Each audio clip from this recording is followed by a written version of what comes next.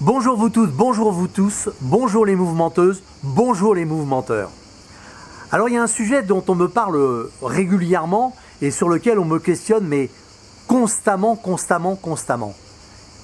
Les gens me téléphonent et me disent tout le temps, Philippe, ou m'envoient des mails, qu'est-ce qui peut donc bien y avoir comme placement? Dans quoi investir? Et je n'arrête pas de le répéter sur tous les tons, j'ai même fait une vidéo récemment. On investit non pas de l'argent parce que le produit est bon, on investit en fonction de ses besoins. Parce que des placements, vous avez l'immobilier. On peut investir dans le même esprit que l'immobilier, on peut investir dans des forêts, on peut investir dans des lacs privés, on peut investir dans beaucoup de choses qui sont des biens, matériels. Mais on peut aussi investir, bien évidemment, dans tout ce qui est produits financiers.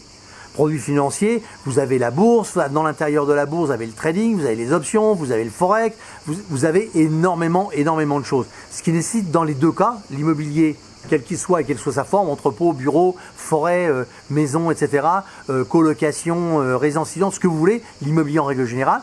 Dans le monde de la bourse, c'est l'argent pour placer de l'argent. Et puis, vous avez également un troisième type qui est quand même très important. Ce troisième type, il est tout simplement de dire je vais investir dans des sociétés. Et investir dans des sociétés, je ne parle pas forcément d'investir à travers la bourse, c'est-à-dire avoir des actions et des parts de société, c'est carrément investir dans des sociétés. Avec par exemple la loi Dutreil, Arnaud Dutreil, qui permet de récupérer 25% de son investissement sur ses impôts en direct et en one shot en laissant son argent bloqué 5 ans. Il existe le crowdfunding, il existe beaucoup de choses. Mais au milieu de ces choses, laquelle est la bonne? Parce que les 3 ou 4 éléments, les 4 directions que je viens de vous citer, elles sont toutes bonnes et elles sont toutes mauvaises. Elles ont un point commun, faire fructifier votre argent. Mais pour faire fructifier votre argent, il y a quand même 2 choses qu'il faut respecter. La première, c'est je veux combien en partant de combien, dans combien de temps. C'est-à-dire je mets par exemple 10 000 euros, je veux 20 000, je veux doubler parce que ça simplifie le débat.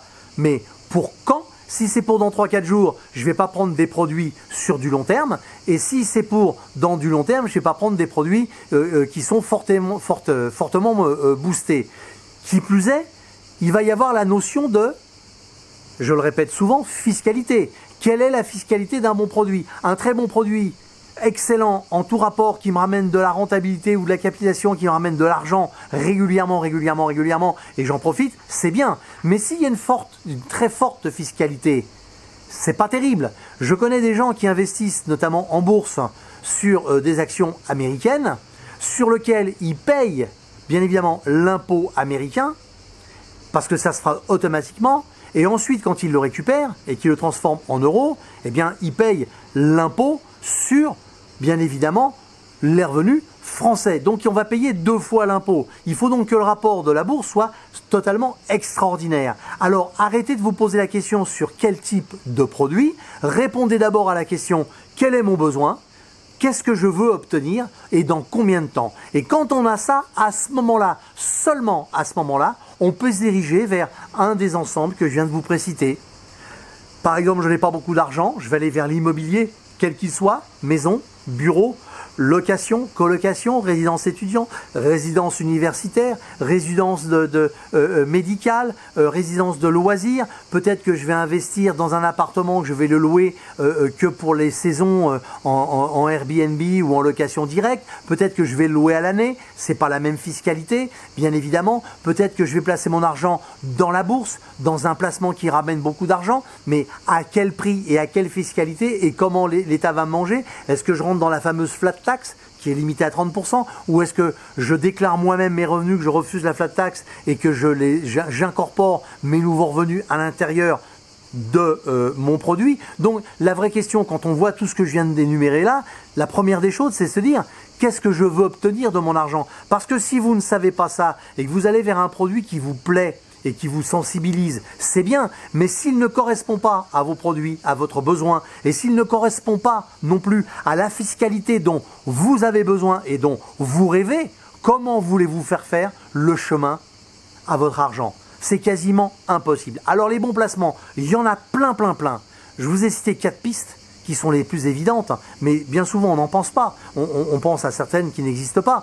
Par exemple, comme je l'ai précité, dans l'immobilier, peu de gens pensent aux entrepôts, peu de gens pensent aux bureaux. Bon, les bureaux en ce moment, ça commence à être moins important, moins intéressant, avec bien évidemment le travail à domicile. Mais le placement dans des entrepôts, quand on voit que la vente en ligne se développe, avoir des gros entrepôts avec une synergie autour et une cohérence d'entrée et de sortie de produits, ça peut être quelque chose de juste génial. Ensuite, bien évidemment, il y a tout le phénomène de j'investis de l'argent pour de l'argent.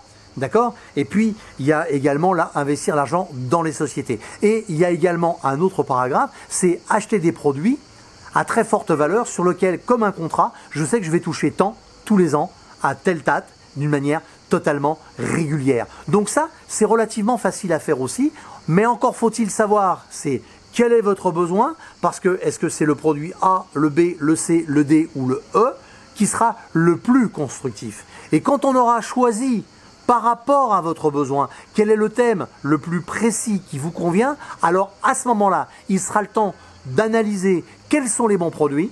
Ensuite, à l'intérieur de ces bons produits, analyser quel est celui qui vous rapportera en fonction de ce que vous voulez obtenir et qui aura la fiscalité la moins lourde. C'est à ce moment-là qu'on ira sélectionner tous les produits. J'entends aujourd'hui, c'est un exemple, trop de gens qui disent « oui, la crypto-monnaie, c'est tout ce qu'il y a de mieux, on peut devenir milliardaire du jour au lendemain. Avec le loto aussi. Ça veut dire qu'il faut avoir les bons numéros. Et à aujourd'hui, quand on voit l'envolée du Bitcoin, la redescente du Bitcoin, sa remontée qui monte en douceur et qui redescend, etc. Je parle simplement de volatilité. Si c'est pour faire une retraite, c'est pas bon. Si vous êtes tout jeune et que vous débutez à 5 000 € par mois salarié, alors là, vous pouvez y aller. C'est pas du tout le même rapport. On peut prendre des zones risquées, volatiles, quand on est très jeune et qu'on est en plein emploi dans la force de l'âge, mais quand on commence à mesurer qu'on a une famille, de la scolarité à payer, des loisirs, des machins, des ceci, des cela, et on a toujours envie de faire profiter les nôtres, et puis qu'en plus derrière, eh bien, il va y avoir tous les frais de fiscalité, je pense que là, il faut analyser. Mais l'analyse ne pourra se faire uniquement qu'à travers votre vrai besoin, et c'est que de là qu'on pourra déterminer qu'est-ce qui vous convient le mieux ou pas. Pour ce faire, vous avez en dessous un lien. Sur ce lien, vous pouvez contacter une ou un de mes collaborateurs de telle manière qu'ils puissent discuter avec vous de votre vrai besoin, de décortiquer un petit peu votre surface financière. Vous pouvez y aller. Ils n'ont aucun problème de secret à ce niveau-là. Ça ne sera révélé bien évidemment à personne. Et à partir de là, vous aiguillez vers une piste ou une autre et éventuellement vous mettre directement en relation avec moi. Et là, moi, je me ferai un plaisir de tout décortiquer et de tout analyser pour vous accompagner. Mais pour ce faire, eh bien, faut déjà cliquer pour avoir un simple rendez-vous qui nous permettra de dialoguer à un moment donné ou un autre et d'analyser cette situation qui est désagréable parce que face à tout ce qu'il y a, c'est très difficile de bien choisir. Alors bien choisir veut dire 1. Augmenter son capital, 2. Passer à travers le mieux possible et le plus légalement possible du fisc, 3.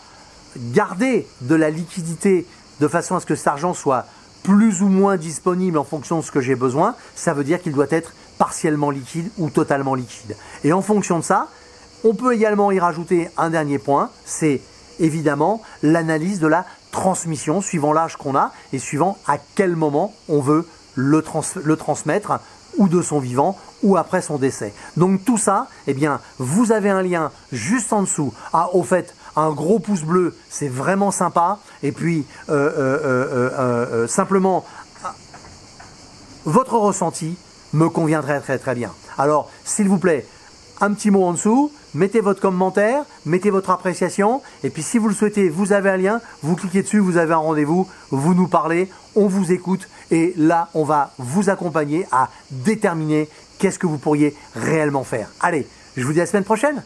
Salut les mouvementeuses, salut les mouvementeurs.